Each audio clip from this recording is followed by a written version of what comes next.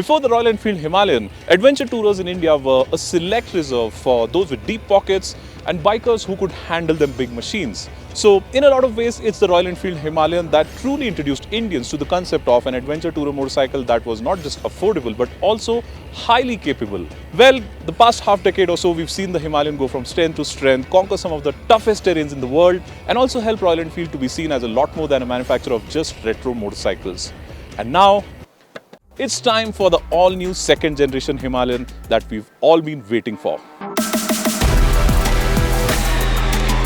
Royal Enfield's approach to this new Himalayan's design is a very interesting one because it still retains some of the retro cues like the round headlamp, which by the way now houses a full LED setup. But the rest of the motorcycle, well, at least most of it, looks properly modern and very purpose-built, and that adds to its appeal as a new age adventure tourer immensely. A big highlight on the new Himalayan is the larger 17-litre fuel tank that adds to the bike's stance immensely.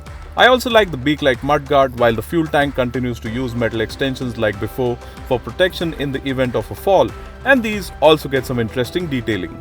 The new liquid-cooled engine sits packed tightly and is now a stressed member of the chassis, adding to visual appeal, while the exhaust is a stubby unit and has the same effect too. The Himalayan's rear end is my favorite angle to look at the bike though, thanks to the increased gap between the tyre and fender that makes it look sportier.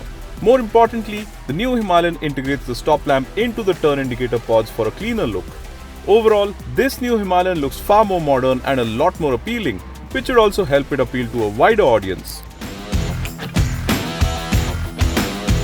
Another big change is the new instrument cluster, which is a single, high-resolution 4-inch circular display that connects to the Royal Enfield app via Wi-Fi.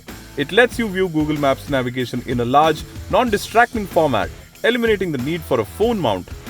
And Google Maps navigation is relayed via the Royal Enfield app and not through the Google Maps app on your phone. The console is easy to use and is controlled via a 5-way joystick on the handlebar, along with a dedicated home button. The joystick could do with a more tactile feel, but overall, this is a brilliantly engineered console with excellent integrations for navigation, music, and more.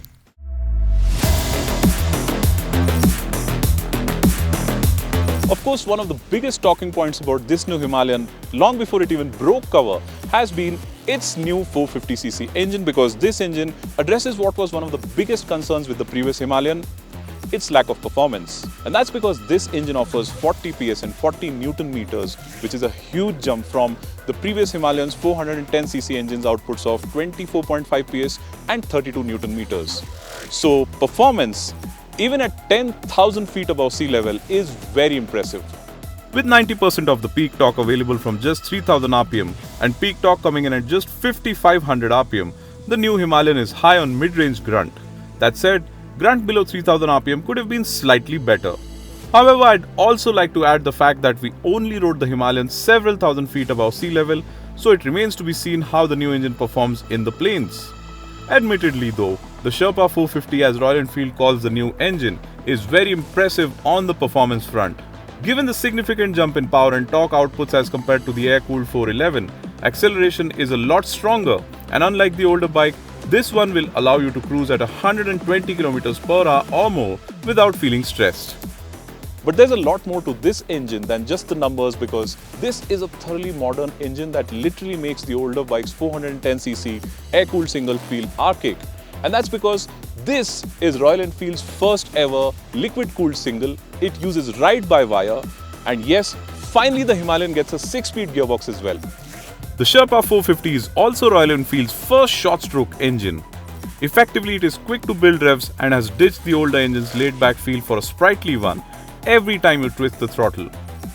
It may have also given up the traditional Royal Enfield thump, but I did not miss it, as the engine ensures you're always entertained with its performance, crisp throttle response, and overall liveliness. Most importantly, the Sherpa 450 is 10 kilos lighter than the older engine, which should give you an idea about the efforts gone into its development.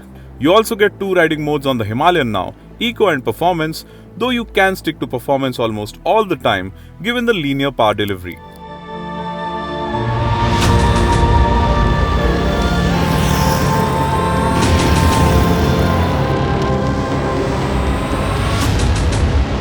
As a motorcycle that's named after this region, we've never had any doubts about the Himalayan's abilities when it comes to going off-road, riding it on trails and even bumpy yet fast gravel sections. But this new Himalayan takes that game a notch further, and that's thanks to its new twin spar frame, the upside down show-off forks, a monoshock that offers additional 20mm of travel and gets a linkage as well, and of course the C8 tires that have been developed especially for this motorcycle. The 43mm upside down forks are the star of the new Himalayan show. We rode the bike hard on a surface that can be termed as pure torture given the amount of rocks and gravel it had. The Himalayan remained unfazed though, taking in all the beating without breaking a sweat. Ground clearance is now up to 230mm besides the 200mm of suspension travel at both ends, and this helped along with the wider rear tire.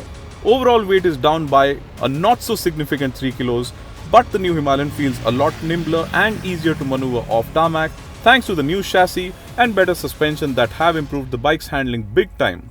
So yes, the new Himalayan certainly feels a lot more accomplished when it comes to riding on trails or going fast on gravel.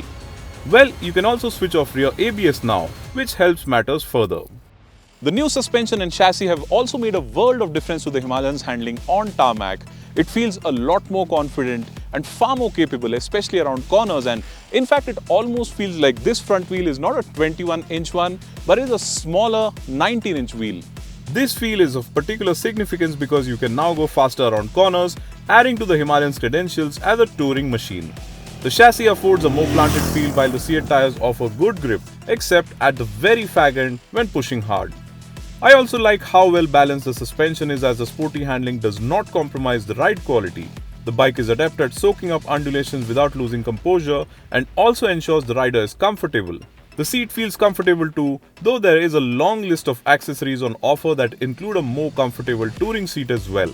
Royal Enfield has also added vibration dampers to the foot peg mounts to soak up vibration without really feeling squishy, which is a nice touch.